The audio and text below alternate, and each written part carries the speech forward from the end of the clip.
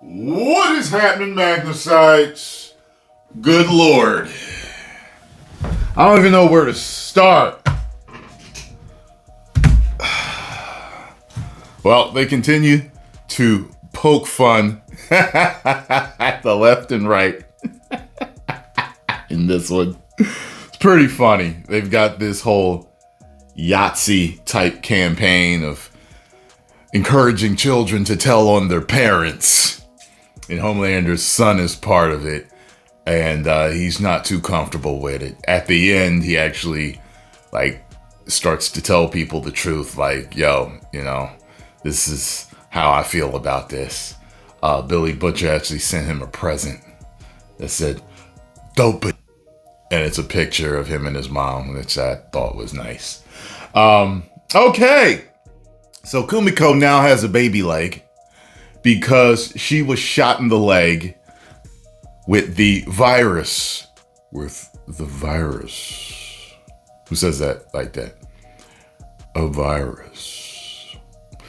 Some of you are going to know. So Frenchie cuts her leg off to save her because it starts to spread and it's bubble. Her leg is a bubbling. And I'm thinking the whole time, I'm like, she should get her leg back if he cuts it off before it spreads.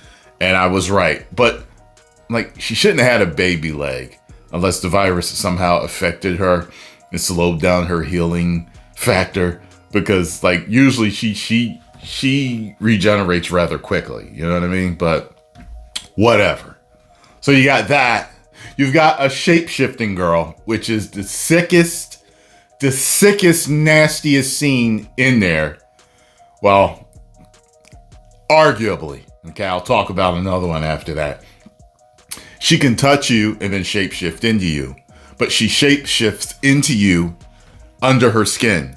So after she shapeshifts into you, she has to rip her skin off to reveal you underneath. Disgusting. Okay? She tricks Huey into doing her, and oh God. So the second most disgusting scene is a combo scene. Homelander talking to Spider-Man, and Spider-Man is continually farting webbing, and they can smell it because he's scared, because he's nervous, and they think he's the leak. And of course he's not. Homelander rips him in half, long ways. Disgusting.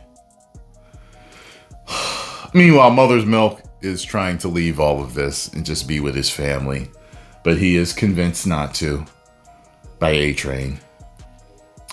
A-Train helps Starlight and Billy Butcher fight Black Noir in the deep. And, I thought they were going to kill them, but they didn't. I'm like, you guys have got to kill them. The fight was pretty interesting, kind of cool. Mother's Milk came in with the minigun to help them as a surprise. You'd think he might be gone, but he's not, type of thing. A-Train had busted in to help them. Deep was about to stomp Starlight's head. And I'm like, why didn't y'all kill them? You should have finished them. They're going to tell Homelander. Correct? All right. So, the Deep kills his octopus lover. He kills her. Okay?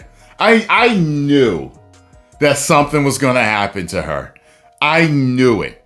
The weird part is this. She, at one point, now maybe I have to go back and look. Maybe I'm off. Because I swore she was laying in the bed talking to him. They're talking to each other. She sticks her fingers in his gills. I cannot stand looking at his gills. So anyway, she tickles him with her tentacles. Then later, she's figured out that him and Sage are up to something. So they're arguing. And he smashes her tank, and she can't breathe, and she drowns in air. Dry air.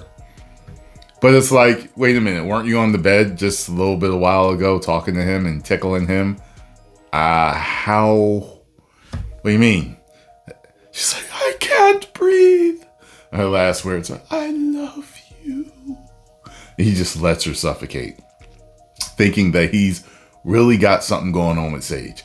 Like Sage really loves him, really thinks something of him, really wants. You know what I mean? Like, what? So Sage gets fired by Homelander because he told her no more lies, because she knew that the leak was A-Train. He was crying over A-Train too being the leak. Like, I was surprised. I'm like, wow, he was really hurt by A-Train being the leak. He's hurt. That's interesting. So he fires her. And when she leaves, she walks past Black Noir and past the Deep coming in. And they're just like, dude, like badass fight we just had type of thing. And Black Noir, because she says she just got fired, and he's like, well, you can't leave because, you know, we have something. What about us? We're special. And he's like, what? And he says something about her lobotomizing herself to have sex with him. He was like, yeah, she didn't do that with me. No, like, so she was in her right mind with Black Noir, not with him. So you just killed your lover, and you just found out she don't give a damn about you. She has to give herself brain damage in order to have sex with you. My God, this episode was insane, man. Meanwhile, Butcher is still having the hallucinations with Negan. And after that whole fight, A-Train comes in to Vought. And he's like, tells the redheaded chick. And so, see, I'm starting to remember everybody's name, but hers is the last one. I still don't know her name or Negan's name. But he tells her, like, yo, like, let's go. Let's go. And she doesn't want to go. So I don't know why you could hide somewhere from Homelander. I don't think he could search the whole world for you and find you. If you're smart enough, you'll be all right. And we find out why Kumiko doesn't talk. And it's almost like Fist of the North Star with the blind girl. Remember, she just couldn't see because she wouldn't open her eyes. And she doesn't talk because through her training of killing and silence and all that stuff, after killing someone, she decided to never talk. Like, she just couldn't. She's got a block. She's just not talking. So that's about it, y'all. The song in the children's show was hilarious. Post your comments down below. Let me know what you all thought. 3 out of 5 woos, above average entertainment. I had to turn my head for the man cutting Kumiko's leg off. Oh God, I had to turn my head for that. And with the chick ripping herself apart, ripping all the skin off, I had to turn my head for that too. I do not get off on that. 10 million subscribers. Woo!